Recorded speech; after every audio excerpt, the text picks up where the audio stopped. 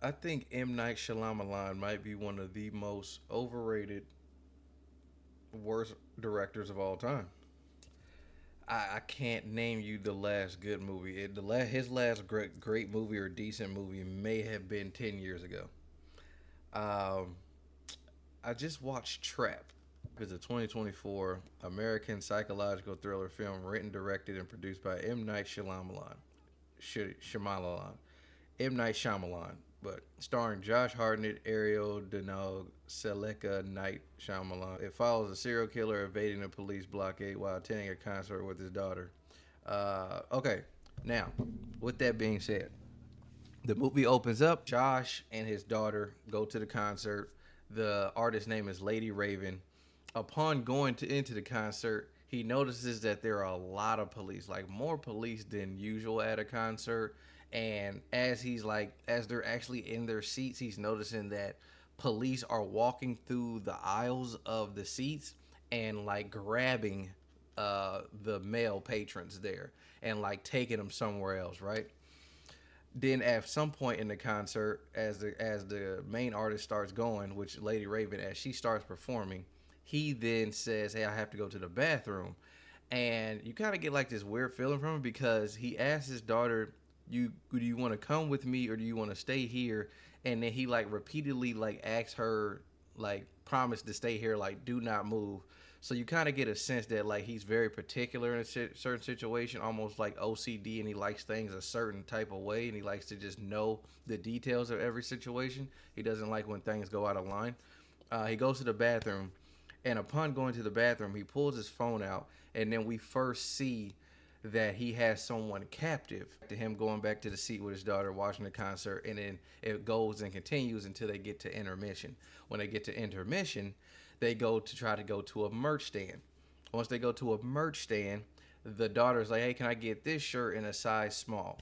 At that same time, another girl right next to her is like, "I want the same shirt, same size. I was here before her, like way longer." So the dad, Josh, is like, just let her have it. Seems like she really wants it. So she's like, all right, whatever. So the employee who is selling the merch at the arena is like, hey, that was really nice. You know, a lot of people wouldn't have did that. Come back in like 10 minutes. I'll go get some more. I'll have some more for you, and I'll set one aside for you. And this is where the movie completely just like lost all steam for me. When Josh comes back and says, "Hey," the dude says, "Oh yeah, yeah, you wanted a size small in this whatever shirt, right?" He says, "Okay, I just need to go to the back room and get some more."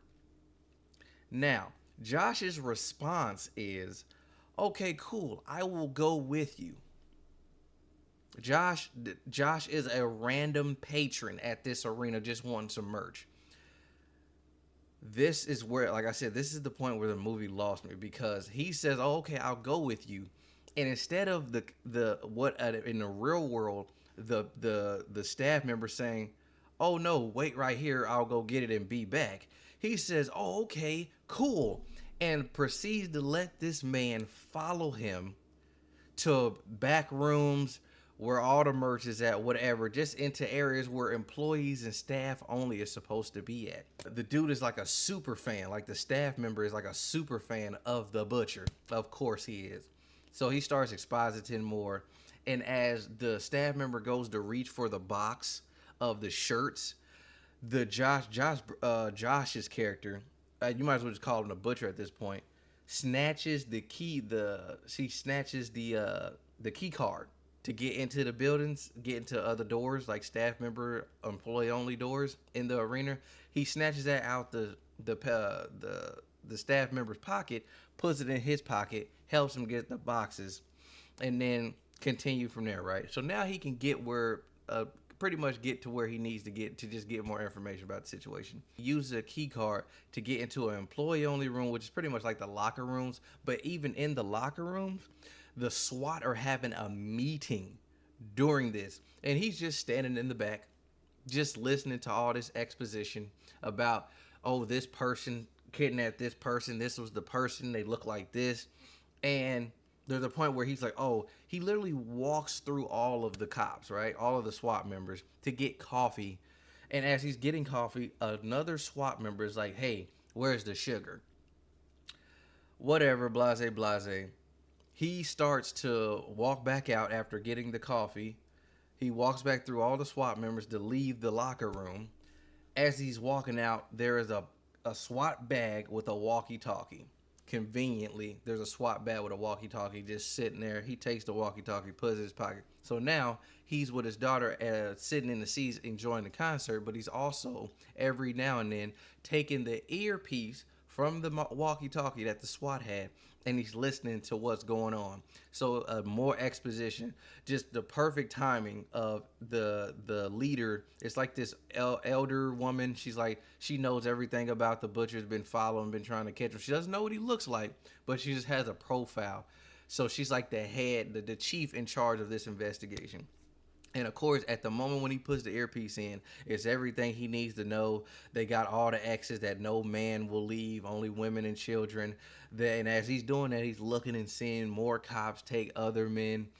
And so he's pretty much just trying to figure a way out.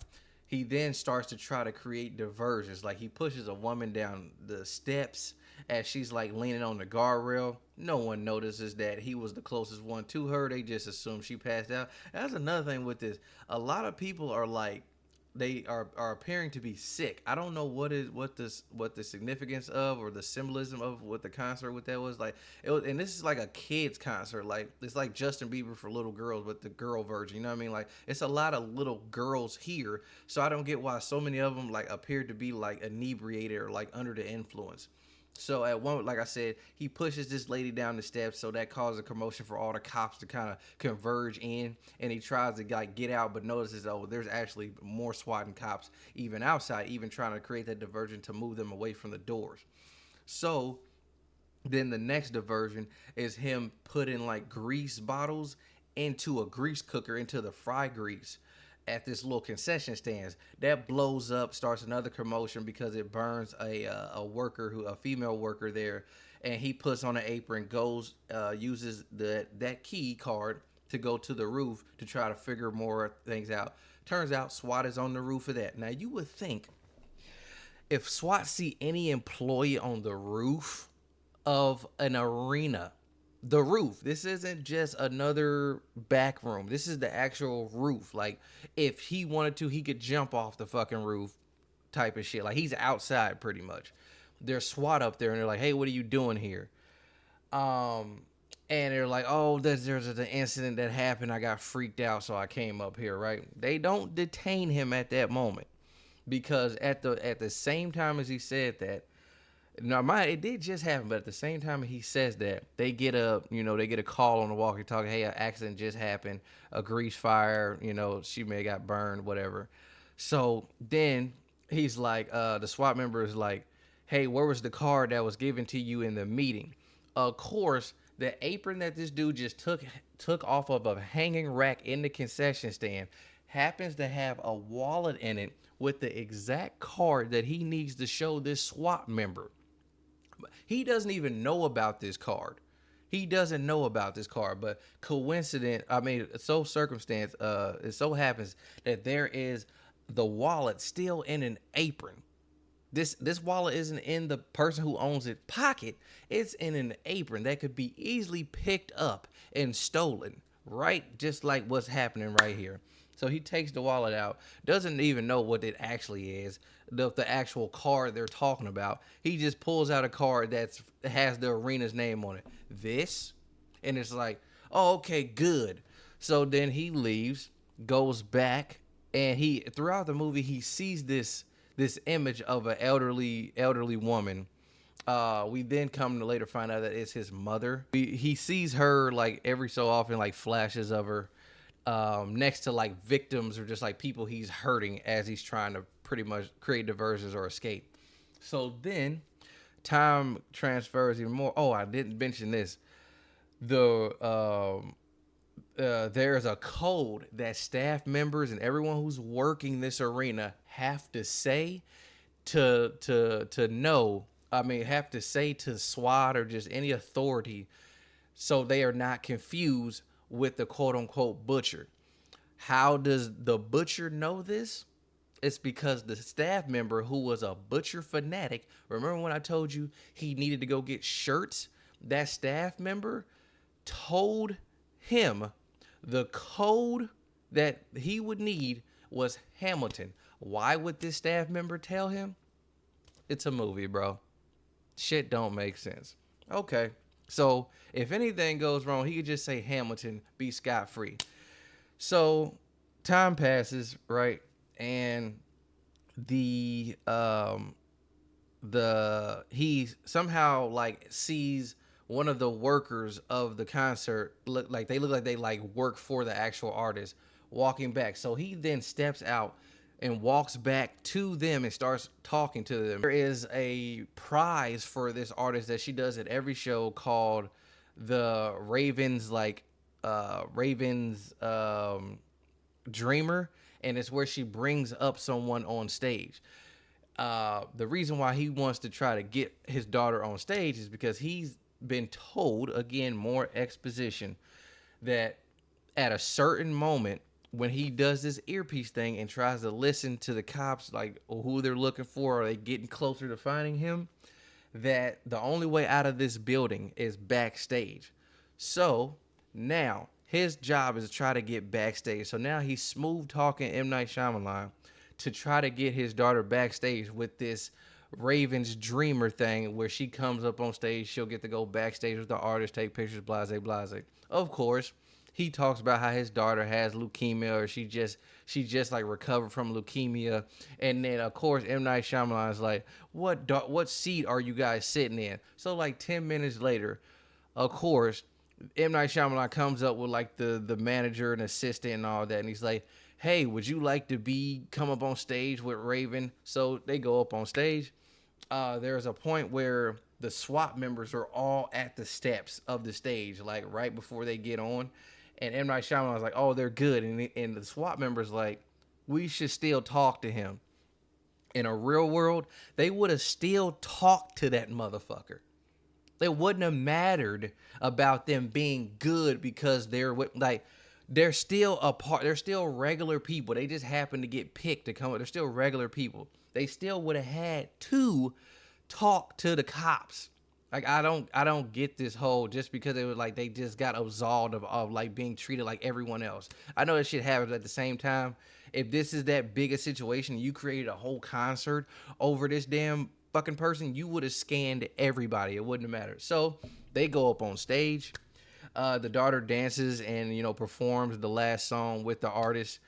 And again, there's another part where every now and then you'll see the patrons of the concert like sick, like they're hurting, or like they're inebriated, or they're under the influence. Like people or staff members are carrying them to the back to just kind of like relax. I still don't get why that was a theme and like a recurring like thing of the movie. But there's a part where one of the staff members starts to walk up this one girl, and the head chief detective is like standing right at the bottom, about to walk up. So the butcher and the chief are about to intersect. At this moment, the girl that the staff member kind of like posted up on the steps to like wait till they can bring him back to like the little recovery room, she starts to fall. So the butcher catches her and immediately picks her up and says she almost passed out or almost fell out. Where should I take her? So the staff member's like, oh, take her back here. Newsflash, the butcher is an actual fighter. So he actually knows how to like save lives and take care of people, right? So he like gets her an ice pack and blase. Then the movie, the next part is he like asks one of the like coordinators like, hey, once this is over, after she performs her last song, can we leave out the back? Our car is closed. So she's like, yeah. But even then, time passes. They get to that part, and she's like, oh, they give like the Raven like gives them like bags, like merch bags, and they take pictures and all that. So you're talking about how it was a pleasure for them to come out.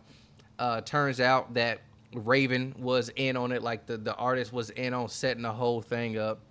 And like you see like a split image between like a crack door open where they have all the cameras of the arena where they're watching, the FBI are watching, and the butcher and his daughter like standing in the back and backstage like waiting for Raven so they can like have their last goodbyes and take pictures and whatever.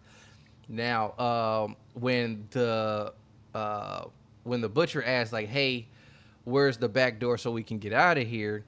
Oh no, the lady, the coordinator is like, "Yeah, you guys will just walk back there. There'll be cops right there. They'll ask you a couple questions, just precaution, blase, blase." And he notices that he's not going to be able to leave.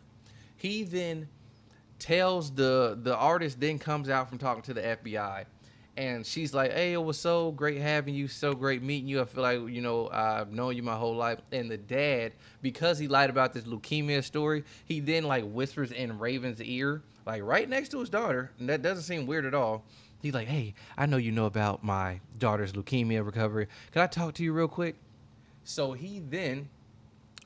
they then walk to Raven's like dressing room, and he then says, "You caught me. I think you're looking for me. You caught me." And she's like, "What? What?"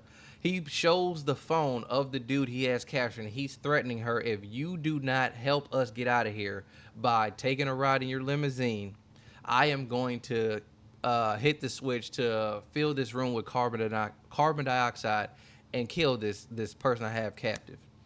Again, like the movie has been like, what the fuck are we doing, bro? And the then that it happens.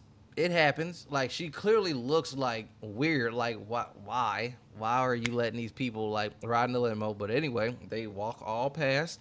They still do not get stopped because they're with the artist. They don't get stopped or asked. They get in the limousine, drive off, and the dude is like, "Yeah, you could just let us off on the corner. Our car isn't far." They stop at a red light. At this moment, another like notch down. The artist, who knows this is a serial killer, then says, "Hey, Riley, this is the daughter's name. Hey, Riley, can I see your house?" And of course, the little girl is so excited. She's like, "Yeah." Because the chick is like, "Oh, I want to take this dude down." But I'm like, in a real world, you would just let his ass out, call the cops, and then let whatever happens happen. Like if the dude who he threatened to kill, if you didn't get him out of there, dies because you didn't call, like whatever. But it's like, it's so stupid. They get to the house, right? He like the butcher has a whole family. He has a son. He has Riley and a wife. He has a whole wife, kids, the whole shebang, right? They go into the house, and again, it's just like a re-threat of like, if you do anything to tip them off or call the cops, I'll kill the guy. I'm not bluffing. She's like, "I'll do nothing." So then the wife is like, "Oh, do you want something to eat?" So then they eat Riley's like celebratory pie that the mom made because the kid got good grades, which led to her getting the tickets for the concert. The singer Raven is then like starts to talk about the details of asking the wife. The Raven then randomly asks the wife, "Do you know who the butcher is?" Right, just randomly, like, what the fuck? Where did that come from? Right. And the dad is sitting there like, the butcher is sitting there like, "You bitch," right? He's sitting there like all nervous and shit. And she starts to talk about like who the butcher is, why he does what he does, the profiling. Like, oh, we come to find out he was abused by his mother, and then so that gets the butcher like kind of upset. So he like immediately like stands up and tells her like, "Hey, let me walk you to the door. Like it's time for you to go." Right?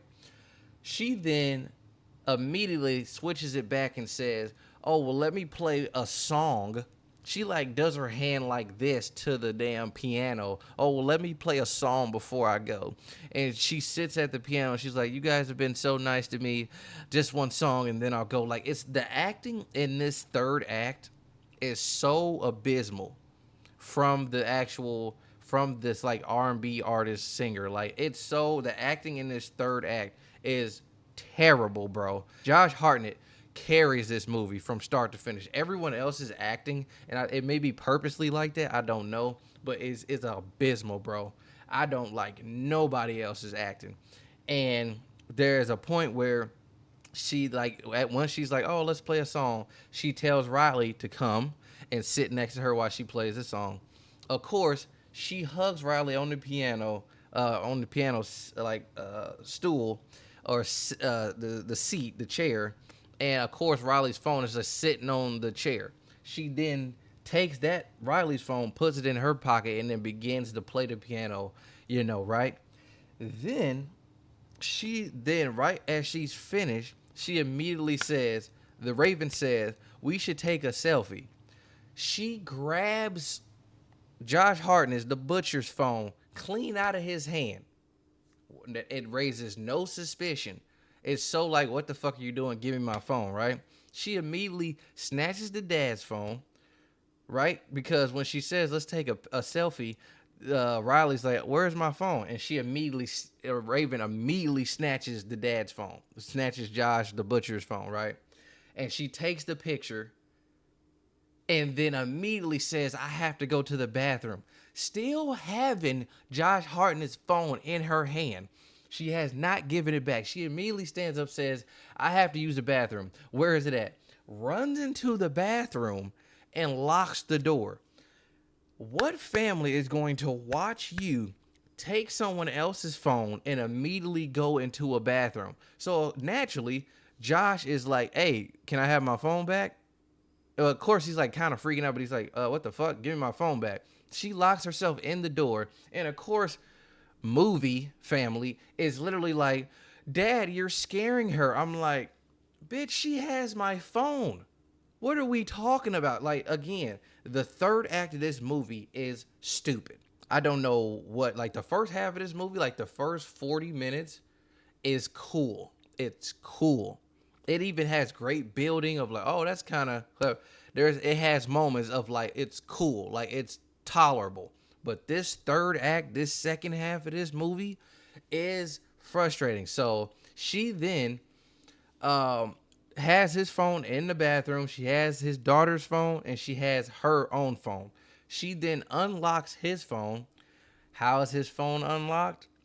Like, I don't know about you, but literally if my phone is not touched, is not like messed with for like 10 seconds, it closes. This dude is a serial killer. I'm pretty sure the moment he's not on his phone, his shit shut and you need a passcode, which we even saw in the movie. He has like an 8-digit passcode to get in his fucking phone. Of course, when she takes it, it's still open and she is able to immediately go to the program and see where he has this dude captive, and she starts to talk to him in the bathroom. Of course, at this time, simultaneously, Josh is banging on the door like, hey, open the door, give me my phone back. And of course, the whole family is like, oh, what are you doing? Don't scare her, blase, blase, right? Raven goes live on her phone in the bathroom. It's like, I need you guys' help because the dude who was captive has told her, because she's like, oh, and after all that, he then, Raven opened his phone up and talks to the guy captive and tries to figure out where the hell he is at. She texts her Uber or her like chauffeur, call the police, right? Then she gets on live on her phone and says, hey guys, I need help. We need to figure out where this broken statue and blue door is at, right? This broken lion statue and blue door is at, because there's a guy named Stefan captive and we need to help him. Like, okay. Like a couple minutes pass, she starts to open the door and Josh is just standing there like all disheveled or whatever. Like his family's nowhere to be seen. It's like you don't know what he did to him. He then takes Raven and tells her, they're going on a trip or whatever, pretty much about to escape. He then goes into the garage, gets into the car, tells her to put these wrist wraps on. And like he didn't kind of like, she does like tries to do like this psychological like talking like his mother, like, oh, you're a good boy, you don't have to do this, and like tries to like psych him out to not do that. At this moment, he like opens the garage and his family is standing right in front. Again, I don't get it. The Raven girl gets out the car and goes and tells the family, come with me, right? And Josh gets out the car and he's like talking to the family at the garage. And he's like, everything's gonna be okay. Don't worry. And he shuts the garage. At this time, all the SWAT come around the house. Of course, he escapes. Turns out he ends up being, taking out one of the SWAT members, getting their costume, and then taking the limo that Raven was being chauffeured by. He then handcuffs Raven to one of the bars in the limousine. At this moment, he drives, and it's like kind of gridlock on the street. Why isn't more people around this artist? I don't know about you, but in 2024, any artist would have so many cops like around them so this type of shit don't happen. Like, whatever. She's reaching out to try to open the window with the automatic window, like up and down the button. Of course, when we first see it, this is the button. This is her hand. This is the button. This is her hand. She's this far away from the button when we first see it. She's at full extension. This is how far she is when we first see it, right? But somehow she grew another foot of arm in the next scene, because in the next scene she is flicking the button. She's flicking the button, and of course, boom, the window goes down. It's a limousine, so all the people think it's somebody. The people start looking through the window. She's like, help me, help me. Josh rolls the window back up. So now all these people start to crowd in front of the limousine, right? And she starts to shake the bar that she's handcuffed to. And of course, it breaks free. Like it's the oldest, most rustiest bar in a limousine. This limousine looks brand new. Like this looks like a 2025 model limousine, like SUV's limousine. Of course, all she doing is shaking it. This girl probably weighs a good buck 150, but she has the strength to just shake and pull this bar off. It has like 5 or 6 screws down the line of it going into the wall of this limousine, right? Into the door of this limousine. She just shake, and the whole bar comes off. She gets out the car, gets out, she gets free. SWAT comes. Josh escapes, and they shoot up the limousine. It cuts to the chief and the wife is talking about the husband. They're going through all the family photos.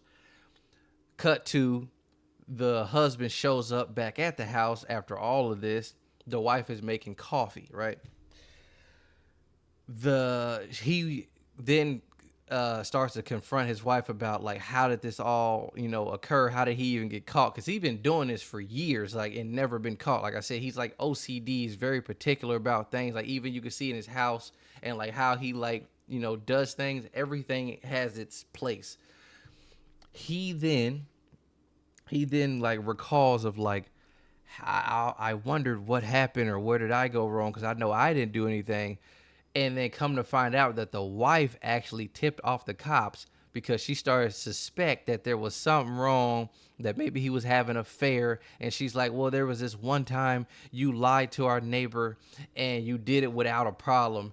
And so that made me curious and to think, how could you do that? So then she follows him to this place he always goes. She knows about this place. She follows him to this property that he has, and she plants a receipt that he bought and then she tips off the cops that, hey, this may be the butcher. So now this is why the whole trap of the concert was put into play, because they got this receipt. He didn't leave the receipt. Their wife set it all up, right? Off of a hunch because of a lie that this dude told to the neighbors about getting out of like coming to visit them. That led her to believe he was the butcher. Whatever, M.Night Shyamalan, whatever, dude. So he's about to kill the wife, and the wife is like, let's finish Riley's celebratory cake before I die. If you're a serial killer, why are you letting anybody feed you anything?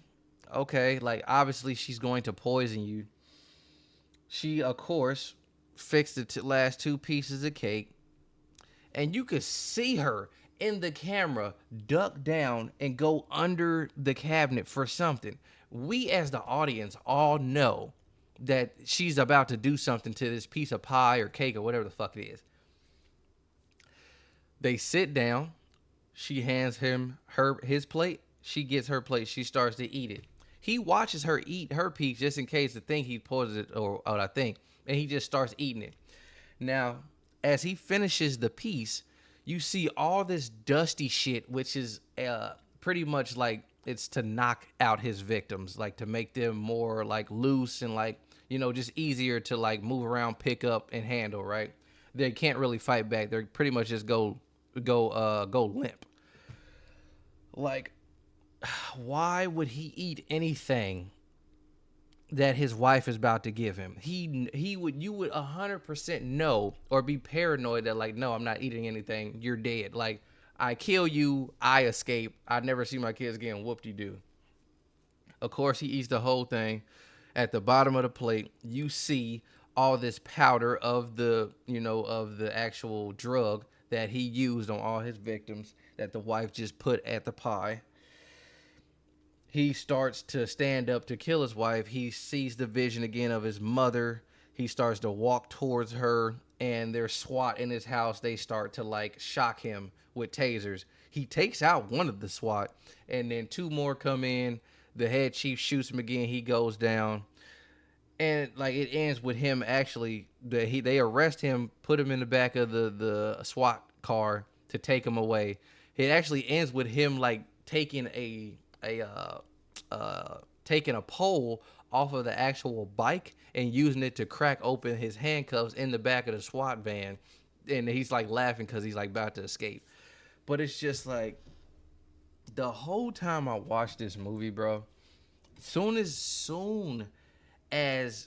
the soon as it turned into like the R&B artist like turned into an actor, and her like taking that phone, and the family like not immediately like stopping her like, hey, what are you doing? Like, give my husband back his phone. The fuck? But it makes sense now because the wife was actually in on it to like set him up. But it's just like, bruh, like, I like again, the first half of this movie is cool. Emphasis on cool. But dog. Like, I got to the right when I got to the point of she took his phone to the bathroom, I started to check out and started looking up the reviews for this movie to see if I was tripping. Like, this is bad, bro. I don't know what it is with M.Night Shyamalan. He tries to do these too deep. He tries to get so deep with these little thriller movies or like psychological movies, and they're just not, bro. Like, it's almost like some Terrence Howard shit. Like, no offense to Terrence Howard, it was like in his mind, he is saying the most profound shit ever, and he's going like abysmal deep. But like, dude, you are literally right at the surface of this damn glass with this movie. Like, this is not creative at all. Like, I no, bro. It was so many things that wouldn't have happened, and shit. More importantly, should not have happened. The staff member from the point, like I said, that lost me, where I already knew this movie was going to be bullshit. The staff members selling the merch shit allowed a random patron to follow them and to a back room.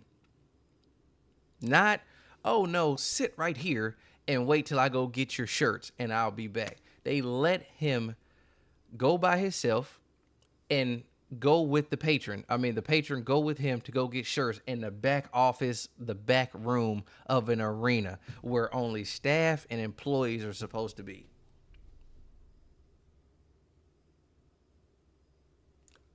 No, no. M. Night Shyamalan. Stop making movies, bro. Or get you a team of writers. Like, I don't get how you keep getting greenlit. I don't know how much this movie cost to make. I mean, it's only got two fucking settings. It's the arena and then there's the house, pretty much. No, I mean, it costs a lot to do a movie in that. Then, I'm pretty sure it costs a lot to rent that arena out just to do this movie any fucking way. So, but in conclusion, Trapped, I give it a 5 out of 10. Uh, I felt trapped watching the other half of this movie, and it's like an hour and like 50 minutes. It is literally like a smooth hour too long. Like that last 40 minutes, that last 45 minutes, or last 30 minutes, whenever they get out of the arena, that last act, that third act of that movie, going from out of the arena to in their house, the girl taking the phone, figuring out, like that whole section felt like it was a whole other hour. And it's just so much fluff of just BS, bro. Trapped, 5 out of 10. Do not watch this. M. Night Shyamalan, M. Night Shyamalan, M. Night Shyamalan, M. Night Shyamalan. You stop. You stop this now. This is Old Soul Sunny. Don't forget to like, comment, share, subscribe. Hit that bell so you're notified when I do go live. I will see you guys in the next one. Peace.